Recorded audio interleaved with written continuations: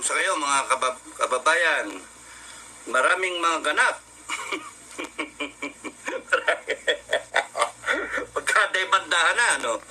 Uso ngayon ang demanda. Usong-uso ang demanda ngayon. So,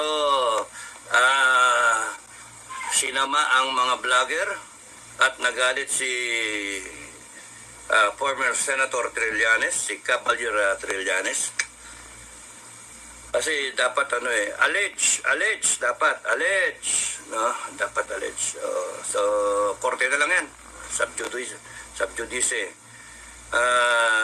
Advice ko lang kay Senator Trillanes, may man, hindi na lang dapat ganon, wag mo nang patulan. Kasi magagalit lang ang tao. Hayaan mo lang na public figure ka eh, sikat ka eh. So dapat hindi mo na lang pinatulan yung mga tao.